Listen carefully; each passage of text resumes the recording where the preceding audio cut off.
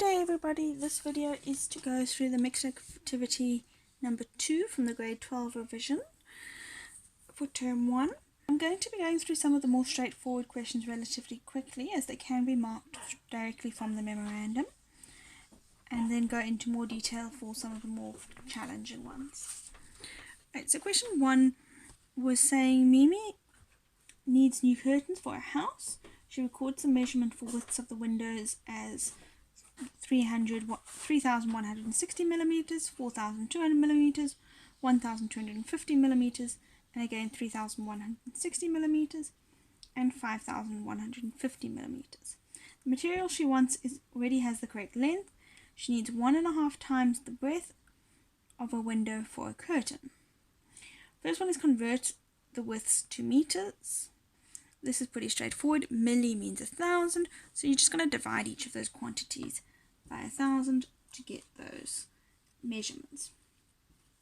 Question number 1.2 says calculate the number of meters of material she needs to buy. Well, they've given us the measurements of all the different curtain lengths, so we're going to just add all those measurements together, get the total width, and multiply it by 1.5. And that gets us to 25.38 meters. Question number 2 says Nico wants to fence his small holding with razor wire. He uses a trundle wheel to measure the length of the boundaries of his property. His trundle wheel measures 1.5 meters with each full turn. He finds the following numbers of turns on the 5 boundaries. 2.1. Calculate the total number of turns the trundle wheel makes around the perimeter of his property. Okay, straightforward addition, add them all together, 1,206. 2.2 says how many meters of razor wire should he order? Well, we know that there was 1,206 turns, so we now need to convert it into meters, and they do tell us it's 1.5 meters per turn. So we just multiply that by 1.5, and that gets us to 1,809 meters.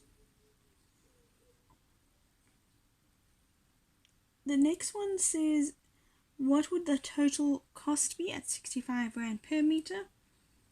Well, you simply multiply the meters by 65 Rand. And that will get us to 117,585 Rand. Question number 3 says, look at the floor plan of the flat and explain the meaning of the concept of a floor plan. This was your own explanation. You're basically explaining that it is a layout of the placement of the floors and the walls and built-in features in a building or a house. 3.1.2 says explain the meaning of the scale 1 to 50. Well, it means 1 unit of measurement on the map or on the plan is equal to 50 in real life, or the actual measurement of 50. So for example, if it was 1 centimeter on the plan, it would be 50 centimeters in actuality. If it was 1 meter, it would be 1 meter in actuality. 3.1.3, how many windows are there? Well, this is just counting around the windows, and you would have had 3 windows.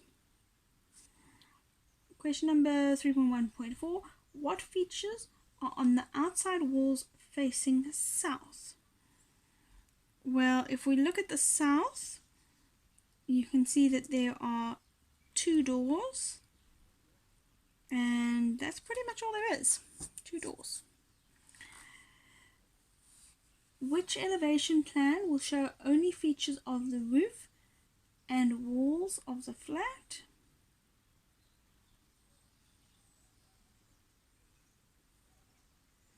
And if we look at that,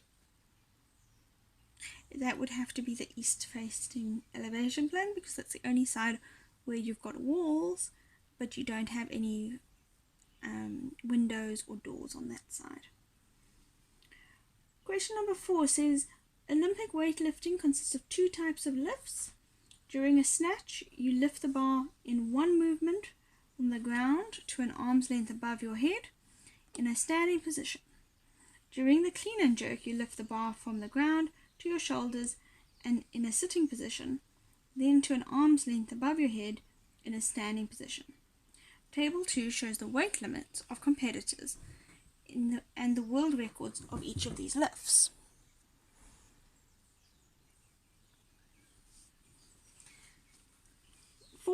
Says use row 2 to fill in the labels of figure 1. So figure 1, we've got a box and whisker, and we need to label the minimum, the maximum, Q1, Q3, and median value.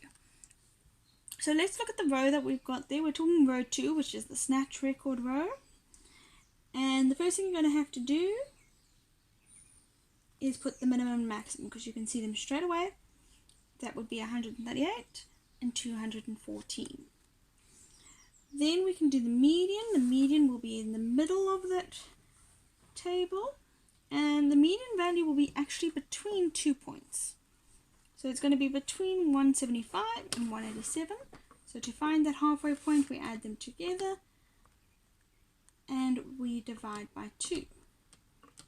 So 181 would be that median middle value. Then we need to do the Q1 and Q3. Well, again, our Q1 and Q3 is going to be in a halfway point. It's going to be halfway between 153 and 165. So we add them together and we divide by 2. And we get 159. That would be your Q1 value. And again, we need to find halfway between 188 and 200. So if we add those together, we get 194. Then it says use row 3 to fill in the labels. You would be using exactly the same method, just with the quantities given there. Question number 5.1 says represent the data in rows 1 and 2 on a scatter plot. Okay, so to draw the graph, I'm going to start by putting in our axis lines, and I'm going to do my weight along my x,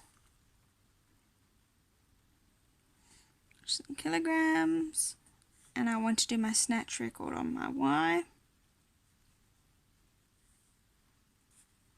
so in kilograms. Okay. Now, if we look at the weight limit, it starts at 56 and it goes up to 105.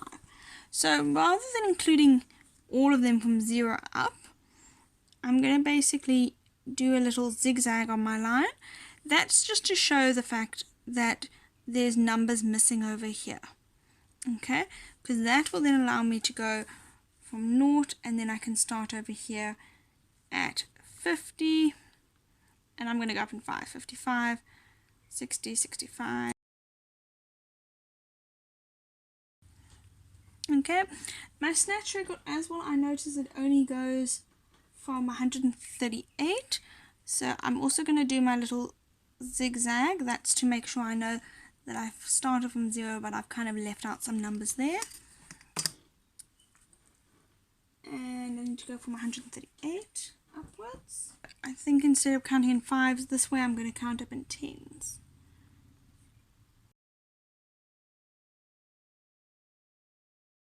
And then we need to have our heading.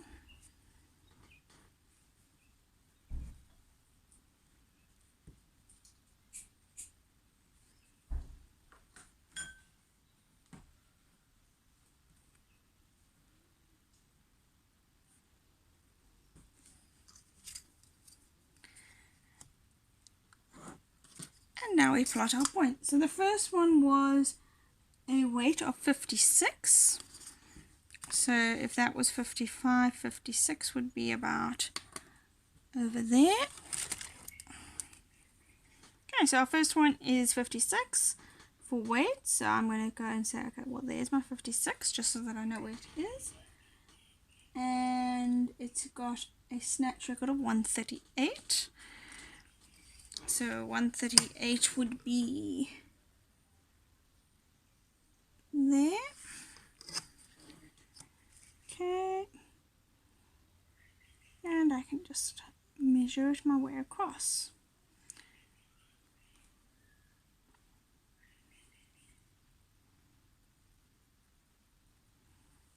Okay, my next one would be 62 and 153.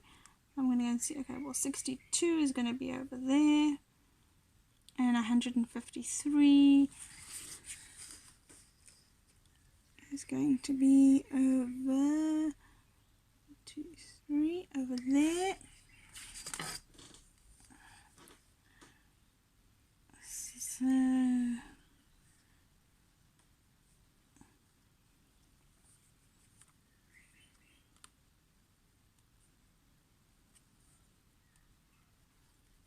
I'll keep going with the rest of my points.